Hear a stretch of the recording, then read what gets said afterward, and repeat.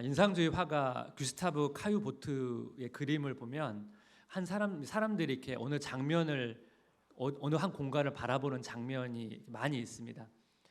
근데 그 사람이 어디를 바라보는지 이렇게 명확하지가 않습니다. 그 대표적인 작품 중에 창가에 선 젊은 남자를 보게 되면 화면으로 이제 잘 보이실지 잘 모르겠는데요. 자가 잘 보이진 않을 수도 있습니다. 그 길 위에 걸어간 한 여인이 있거든요. 이 젊은 남자가 그 여인을 너무나 짝사랑한 나머지 고백은 못하고 그냥 멀리서 이렇게 소갈이하면서 바라보는 모습처럼 보이기도 합니다. 어떤 또 작품 해설을 보니까 이 젊은 남자가 그냥 땅의 어느 빈 공간을 쳐다보고 있다고 이렇게 해석하는 것도 제가 보았습니다. 왜 젊은 남자가 이 대낮에 땅을 쳐다보고 있을까요? 여러 가지 의미가 있겠지만 저는 개인적으로 느끼기에 이 젊은 남자의 어떤 외로움도 느껴지고 어떤 인생의 의미와 방향을 발견하지 못해서 그 갖고 있는 어떤 외로움과 허무함을 저는 이렇게 보게 되었습니다.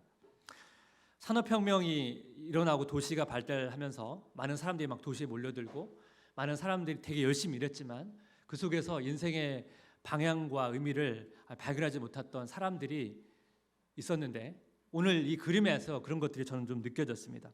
시대가 지났지만 지금도 비슷한 것 같습니다. 동일하게 이 시대를 살아가는 많은 사람들이 이러한 감정들을 느낍니다. 사실 과거에는 이 자기계발서가 참 인기가 많았는데 요즘에는 이런 외로움과 허무함을 다루는 심리학책들이 참 인기를 얻고 있습니다. 이런 외로움과 허무함을 자녀를 키우는 부모나 직장인들뿐만 아니라 또 취업을 준비하는 청소년들, 청년들, 또 수능을 준비하는 청소년들, 또 어린 아이들까지 이러한 외로움과 정신적인 고통을 이렇게 호소하는 것을 보게 됩니다. 청소년 정신과 의사인 김현수 씨의 강연을 보니까 이 아이들과 상담하면서 느꼈던 재미있는 그 내용을 소개하고 있습니다. 너의 고생이 언제부터 시작됐니라고 아이에게 물으니까 아이가 자신의 고통은 태교 때부터 시작되었다라고 대답을 했습니다. 태교 때부터 무슨 고통이냐라고 아이에게 물었더니 엄마가 자기를 태교 때부터 공부시켰다라고 말했다는 것입니다. 그리고 말을 잘하는 어떤 친구는 태교 때 알파벳이 탯줄을 타고 왔다 갔다 하면서 걸렸던 그 상처가 아직도 기억이 난다고 말했습니다. 또 어떤 친구는 자기가 너무 요즘 육체적으로 힘들다. 왜 힘드냐고 이제 물었더니 자기가 요즘 공연을 2번이나 뛰었다고 그러면서 집안에 형제자매가 있으면 공연을 나눠서 뛰는데 자기가 외동이라 친가나 외가에 가서 혼자 재롱을 떠느라 너무 힘들다라고 대답을 했습니다. 그래서 자기가 제일 싫어하는 말이 배운 것을 해보라, 이 말이 제일 싫다는 것입니다. 저도 어린 시절에 동네 아주머니들 사이에서 춤추고 노래하면서 재롱을 떨었던 기억이 떠오르면서 제가 비록 외동은 아니지만 이 아이의 말이 참 되게 공감이 되었습니다. 나이에 상관없이 참 우리가 인생의 어떤 목적과 의미를 찾고 싶어하는 갈망이 있습니다. 근데 이런 인생의 목적과 의미를 찾지 못할 때 외로움과 허무함을 느끼는 것입니다. 그리고 이러한 외로움과 허무함은 인간이 가지는 자연스러운 감정입니다. 그래서 오늘 본문 전도서 1장 2절을 보게 되면 전도자가 이르되 헛되고 떼며 헛되고 떼니 모든 것이 헛되도다. 전도자가 인생의 목적과 의미를 찾으려고 굉장히 애를 써서 노력해봤는데 찾지 못했다는 것입니다. 그래서 결론이 모든 것이 헛되다라는 결론을 내렸습니다. 여기서 헛되다라는 단어는 명사형인데요. 숨 호흡을 가리키는 단어입니다. 우리가 겨울에 이렇게 입김 불면 하얀 연기가처럼 보이다가 싹 사라지잖아요. 그래서 이 단어가 숨, 호흡을 의미하기도 하지만 허무한 것이라는 의미를 함께 가지고 있습니다. 그럼 전도자는 왜 이런 결론을 내리게 되었는가? 이 3절을 보게 되면 이 전도자가 이렇게 결론을 내리게 된 중요한 전제가 있습니다. 전도서 1장 3절, 해 아래서 수고하는 모든 수고가 사람에게 무엇이 유익한가? 이 전도자는 이 해 아래서 일어나는 사람의 모든 수고와 이 벌어지는 일들을 이렇게 보니까 모든 것이 헛되다는 것입니다. 그래서 해 아래에서 일어나는 특징들을 몇 가지로 정리를 했거든요. 첫 번째가 뭐냐면 반복되는 삶입니다. 반복되는 삶. 전도서 1장 5절에서 7절 해는 뜨고 해는 지되 그 떴던 곳으로 빨리 돌아가고 바람은 남으로 불다가 북으로 돌아가며 이리 돌며 저리 돌아 바람은 그 불던 곳으로 돌아가고 모든 강물은 다 바다로 흐르되 바다를 채우지 못하며 강물은 어느 곳으로 흐르든지 그리로 연하여 흐르느니라. 먼저 자연세계를 본 거죠. 자연을 보니까 여러분 계절이 시간이 되면 정기적으로 돌아오죠. 또 바람도 계절에 따라 일정한 방향으로 부르고요. 또 물도 마찬가지입니다. 바다도 난류, 한류가 그 바닷길을 따라 일정하게 흐릅니다.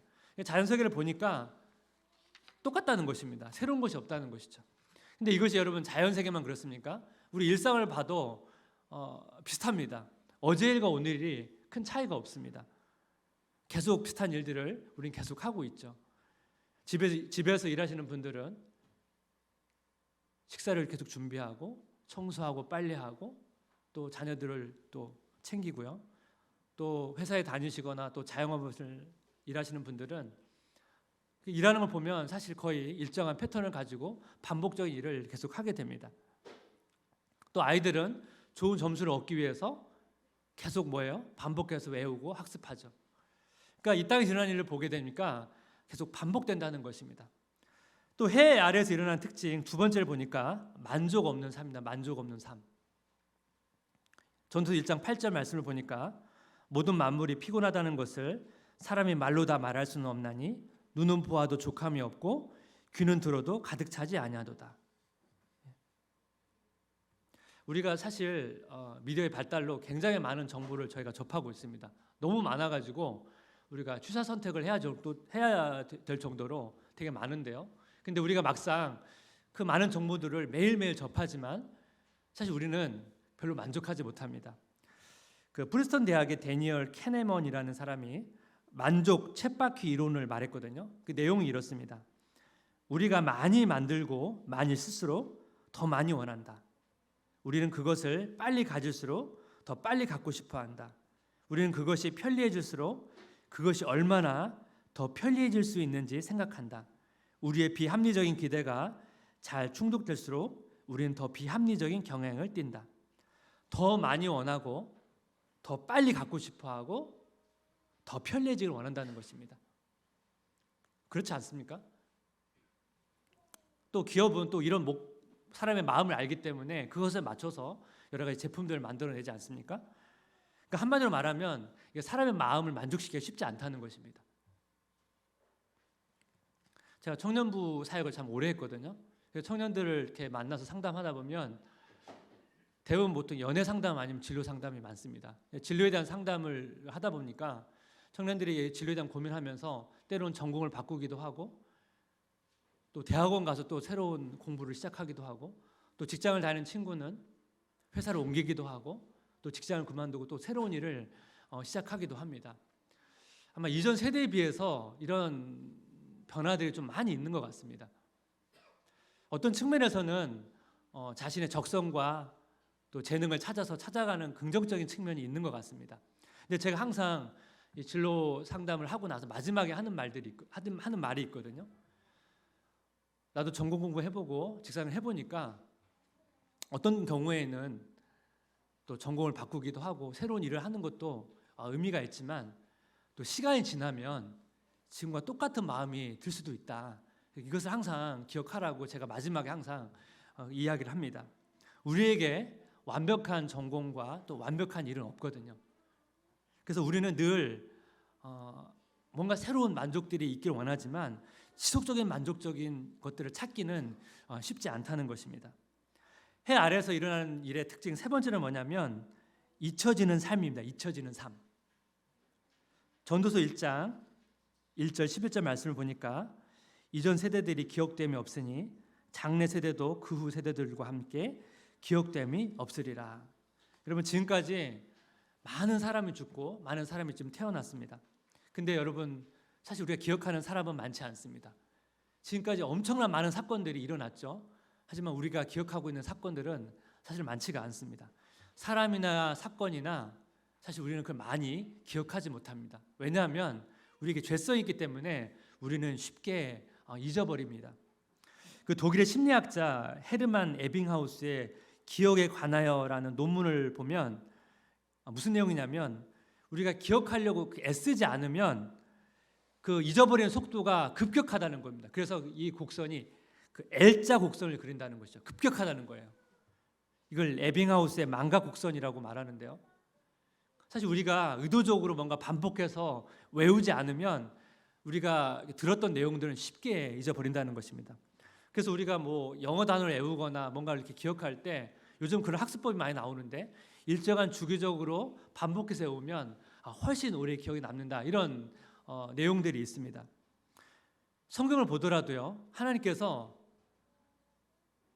하나님의 약속의 말씀을 기억하라고 하나님 백성들에게 계속 반복해서 말합니다.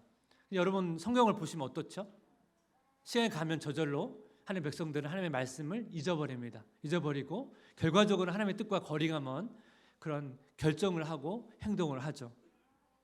그러니까 이 땅에서 일어나는 일들을 보면 우리가 이렇게 쉽게 잊어버린다는 것입니다. 그렇다면 이 땅에 일어나는 여러 가지 이 딜레마들을 어떻게 극복할 것인가?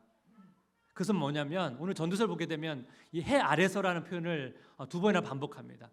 근데 이 말은 사실 뒤집어 보면 해 위를 보라는 의미를 가지고 있습니다. 이 해 아래서라는 의문은 뭐냐면 쉽게 말하면 인간적인 관점에서 인간의 객관적인 관점으로 살펴보는 것이죠. 근데 이 해 아래에서 보는 것이 나쁜 것은 아닙니다. 그런데 이 해 아래에서 보게 되면 인간적인 관점을 보게 되면 인간이 이해할 수 없는, 도저히 이해가 되지 않는 뭔가 불이나 도저히 설명이 어려운 그런 난제들을 만날 때 이 해 아래에서의 관점에서는 해결이 안 되는 거예요. 어떻게 해요? 해 위의 관점으로. 해 위라는 건 뭐예요? 인간의 생각을 초월한 것입니다. 모든 만물을 창조하시는 하나님의 관점으로 봐야만 이런 모든 인간이 해결할 수 없는 이런 딜레마들을 해결할 수 있다는 것입니다. 그렇다면 해 위를 지향하는 삶의 특징이 뭐냐? 첫 번째는 뭐냐면 반복되는 일상에서 삶의 의미를 찾는 것입니다.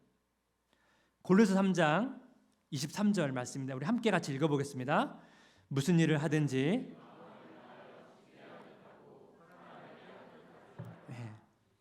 이 말씀을 톰 라이트 교수가 해석한 것을 잘 들어보십시오. 이 인문은 별로 안 중요하거나 시시한 일처럼 보일 수도 있지만 그 일을 하는 사람에게는 결코 그렇지 않다. 왜냐하면 그 사람은 이를 예배 행위로 바꿀 기회를 얻게 되기 때문이다.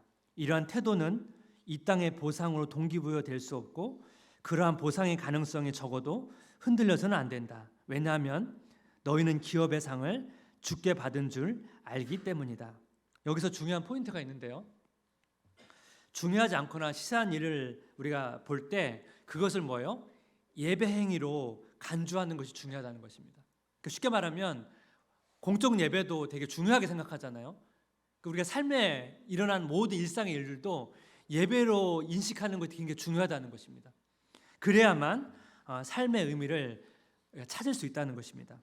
제가 앞에서 규스타브 카유보트의 그림을 소개했는데 이 화가의 또 다른 작품이 하나 있거든요. 대피를 미는 사람들이 있습니다. 이 작품을 보게 되면 이 사람들이 지금 대피를 열심히 밀고 있습니다. 그냥 보게 되면 이 노동자의 고된 삶을 이렇게 느낄 수가 있고요. 근데 여러분 이 그림을 자세히 보게 되면 이 대피를 미는 게 굉장히 반복적인 동작이잖아요. 어떻게 보면 되게 지루한 동작일 수 있는데 이 그림을 자세히 보시면 이 동작이 그냥 의미 없이 하는 동작이 아니고 굉장히 역동적인 동작을 보여줍니다. 저는 이 그림을 이제 미술관에 직접 봤거든요. 그래서 너무나 이게 압도돼가지고 이 그림 앞에서 한참 동안 쳐다봤습니다. 이 반복적인 일, 얼마나 고된 일입니까? 하지만 이 동작 하나하나에 굉장히 의미를 갖고 되게 열심히 하는 그 모습을 보면서 저는 굉장히 이 의미가 저에게 주는 그 감동이 좀 있었거든요. 예수님도 목 두셨거든요. 예수님도 나무를 자르고 다듬이를 하셨을 거예요. 예수님께서 이 목수일을 되게 막 지겹고 막 성의 없이 하시는 그런 것을 우리가 상상할 수 없잖아요. 아마 예수님도 이 목수일을 되게 의미 있게 하루하루 의미를 부여해가면서 하셨을 거라고요. 어떻게 가능합니까? 제가 아까 말씀드렸던 것처럼 어떻게 하면 우리 일상의 일을 예배로 간주하면서 그것을 의미 있게 할 때 우리 일상이 의미 있는 삶으로 다가올 수 있다는 것입니다. 해 위를 지향하는 삶의 특징 두 번째는 뭐냐면 주님 안에서 만족하기입니다. 주님 안에서 만족하기. 성경을 보면 이 하나님에서 만족하는 것이 얼마나 중요한지를 이렇게 많이 언급을 합니다. 시편 107편 9절 말씀을 보니까 그가 사모하는 영혼에게 만족을 주시며 줄인 영혼에게 좋은 곳으로 채워주심이로다. 하나님께서 우리가 하나님 안에서 만족하는 삶을 원하신다는 거예요. 그리고 우리가 하나님 안에서 우리가 만족할 때 하나님은 가장 영광을 받으십니다. 근데 우리가 사실 일상에서 불만족이 생길 때가 있잖아요. 일이 제대로 되지도 않고 때로는 이렇게 만족되지 않는 이런 삶들을 자꾸 경험하게 됩니다. 근데 여러분 그런 일이 있다 할지라도 사실 그건 건강한 신호입니다. 우리 안에 불만족이 있다는 것은 뭘 가리킵니까? 주님만이 우리의 진정한 만족이라는 것을 가리키는 신호이기 때문에 우리가 그런 일이 생길 때 다시 한번 주님 앞에 나아가 주님 안에서 만족을 누리면 되거든요. 그렇기 때문에 여러분 우리 안에 자꾸 뭔가 불만족이 생길 때 그것을 부정적으로 보는 것이 아니고 그때 내가 주님만이 우리의 만족이라는 것을 우리가 발견하면 되는 것입니다. 오스왈드 챔버스의 주님은 나의 최고봉이라는 유명한 고전이 있습니다. 제가 꽤 오래전에 이 책을 이렇게 묵상하면서 읽다가 그 3월 6일자 묵상이 너무 좋아가지고 제 기억이 났습니다. 끝없이 지루하고 힘든 상황 가운데라는 묵상 내용인데 제가 읽어드리겠습니다. 더 이상 비전이나 소망이 없는 가운데 그 다음 단계를 향해 나아가기 위해서는 전능자의 은혜가 필요합니다. 하나님으로부터 어떠한 비전도 없고 그에 따라 열정이나 전망도 없을 때 헌신, 연구, 독서, 집안일, 책임이 있어서 다음 단계로 나아가기 위해서 하나님의 은혜가 훨씬 많이 필요합니다. 그 다음 단계를 향해 나아가기 위해서는 복음을 선포할 때보다 더 많은 은혜가 필요하기 때문에 더 간절한 마음으로 하나님께 나아가 은혜를 받아야 됩니다. 이게 무슨 말입니까? 우리가 새로운 일을 할 때는 뭐 힘들기도 하지만 이렇게 배워가는 기쁨이 있거든요. 성장하는 기쁨이 있어요. 근데 어느 단계 그것을 익숙해지면 더 성장하거나 그걸 즐기기가 쉽지 않다는 것입니다. 그럴 때 어떻게 해요? 더 많은 은혜가 필요하다는 것입니다. 저희 둘째 딸이 그 초등학교에서 이렇게 달려서 몇 초 안에 이렇게 왔다 갔다 하는 그런 뭐 기록을 재는 게 있나 봐요. 그래서 그거를 막 하기 위해서 되게 애를 쓰더라고요. 처음에는 되게 힘들어하고 좀 잘 안 돼가지고 하다가 막 탄천도 이렇게 뛰고 하면서 기록을 단축했습니다. 여러분 사실 초등학교 때 이 기록 단축하는 것을 조금만 노력하면 됩니다. 근데 여러분 육상 선수나 수영 선수가 0점 몇 초 단축하는 게 정말 쉽지 않습니다. 피나는 노력을 해도 쉽지가 않습니다. 신앙생활도 마찬가지입니다. 신앙 처음에는 좀 이렇게 은혜 받기가 쉬워요. 근데 신앙생활 오래 하면 오래 할수록 은혜 받는 게 쉽지가 않습니다. 왜냐하면 신앙에 성장하면 성장할수록 그 성장한 것이 기준이 되기 때문에 똑같은 수준을 계속하면 이전 같은 만족이 잘 찾아오지가 않습니다. 그래서 어떻게 해요? 더 많이 하나님을 의지하고 더 많이 하나님의 은혜를 구해야만 이전과 같은 만족을 누리기 때문에 그렇습니다. 그래서 이 주님 안에서 만족한다는 것은 정말 하나님의 은혜가 필요하다는 것입니다. 세 번째, 해 위를 지향하는 삶의 특징이 뭐냐면 기억해 주시는 하나님 바라보는 것입니다. 분당우리에서 제가 마지막 20교구 사역하면서 그 순자님들을 보면서 참 이렇게 감사한 마음이 들었습니다. 특별히 이 마지막 한 해는 또 일만성도 파송 운동 때문에 좀 부담도 있고 코로나 때문에 계속 이제 다락방을 줌이나 전화로 하셨거든요. 이 관계 형성이 되게 중요한데 이 줌이나 이 전화를 하다 보니까 이게 얼마나 어려워요. 그래서 제가 순장 사역을 마칠 때 제가 순장님께 드렸던 말씀이 한 구절이 있습니다. 히브리서 6장 10절 말씀입니다.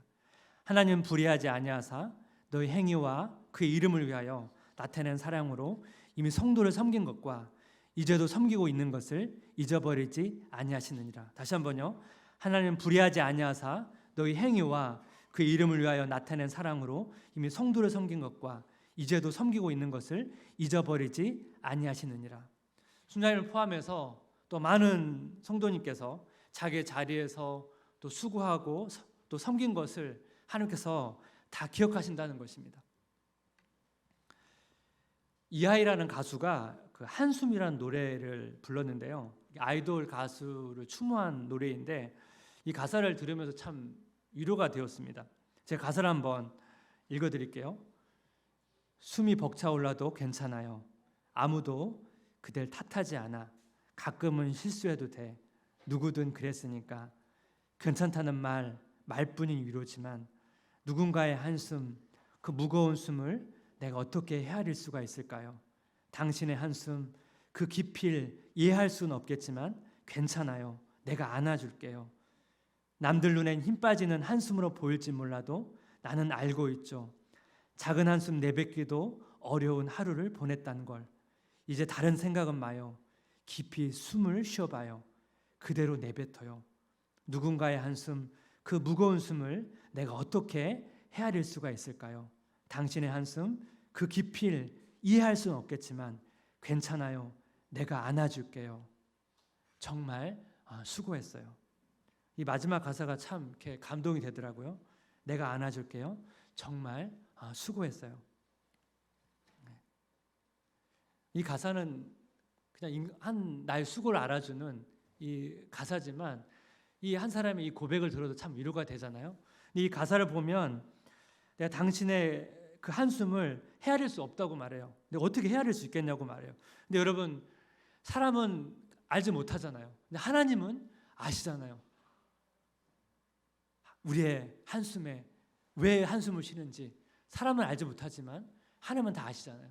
그래서 하나님의 이 말, 우리가 수고했다는 이 말이 우리에게 엄청난 위로를 줄 수 있다는 것입니다. 지난 주일에 일만성도 파송 예배를 드렸습니다. 저는 분당원에서 한 17년 동안 사역을 하고 이제 마지막 예배를 드리는데요. 1부, 2부, 3부 예배를 다 드렸거든요. 근데 이제 마지막 예배다 보니까 이렇게 마음이 좀 진정이 잘 되지 않더라고요. 그래서 사실 이제 3번 예배 드리고 사실 너무 진이 빠져가지고 좀 힘이 들었는데 또 예배 마치고 나니까 이제 계속 그동안 같이 함께 사역했던 부서 성도님들, 교구 성도님들 또 배웠고요. 제가 이제 분당에서 청년부 사역을 좀 오래 했었습니다. 또 청년을 만나기도 하고 어떤 청년을 찾아오기도 하고 또 카톡을 주기도 하고 메일 주기도 했는데요. 제가 저에게 메일을 준 청년이 있어서 한번 제가 읽어드리겠습니다. 안녕하세요. 언젠가 한 번쯤은 목사님께 꼭 인사드리고 싶었어요. 더 일찍 드렸어야 했는데 마지막에 되어 인사드리네요. 그동안 정말 감사했습니다. 목사님은 모르시겠지만 교회 다니는 내내 늘 마음속에 힘이 되어 주셨어요. 청년부 때부터 지금까지 오다 가다 목사님 만날 뵐 때마다 예배 시간에 뵐 때마다 너무 기쁘고 너무너무 반갑고 그랬어요. 아직도 목사님과 원투원 하던 때, 목사님의 연애 강의 들었던 때, 리더 모임 했던 때, 승원이랑 책 나눔 했던 때, 이송교제로 인해 고민했던 때 등등 많은 일들이 생생해요. 엊그제인 것 같은데 벌써 10년도 더 지난 일들이네요. 지금까지 지내오면서 간직하며 힘들 때마다 생각해온 말이 있어요. 어제보다 오늘이 나은 삶을 살면 돼. 목사님께서 해주신 말씀인데 혹시 기억나세요? 청년 때부터 늘 이 말씀 기억하며 힘들 때마다 내 신앙, 내 삶이 어려울 때마다 되새겼어요. 일이라도 어제보다 나은 오늘이 되면 된다.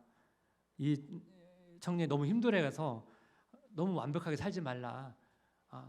그 얘기하면서 어제보다 좀 나으면 된다. 그런 의미로 제가 격려했던 말이었던 것 같습니다. 돌아보면 그렇게 조금씩 성장한 것 같아요. 신앙도 삶도. 목사님 늘 마음으로 기도하고 응원할게요. 분당 우리 교회와 수주 예봉교회 그리고 29 교회들을 위해 함께 기도하겠습니다. 하나님 안에서 함께여서 정말 많이 감사했습니다. 늘 건강하시고 늘 평안하세요. 지난 17년간 정말 정신없이 달려왔는데 시간이 지나서 저의 부족한 모습보다 좋은 것을 기억해주는 또 성도님들이 있다는 것이 저에게 또 위로가 되었고, 부족한 저와 동역해 주셨던 성도님들, 또 너무 좋은 교회에서 신앙생활 하시다가 여러 가지 되게 불편한 것이 많은데 이렇게 분립교회로 오신 성도님께 감사한 마음이 들었습니다. 참 우리의 수고를 기억해 주는 분이 있다는 것이 참 위로가 되죠. 아까 말씀드린 것처럼 하나님께서 여러분의 아무도 알아주지 않는 여러분의 수고, 그 손길들을 하나님이 기억해주고 있다는 것을 우리는 기억해야 됩니다. 설교를 좀 마무리하면서요. 사실 인간적 관점에 보면 예수님처럼 이 허무함을 많이 경험할 수 있는 분이 사실 없습니다. 예수님은 배신할 제자들을 3년이나 훈련시켰잖아요. 이 훈련의 대가 입장에서는 진짜 체면이 안 서는 일인데요.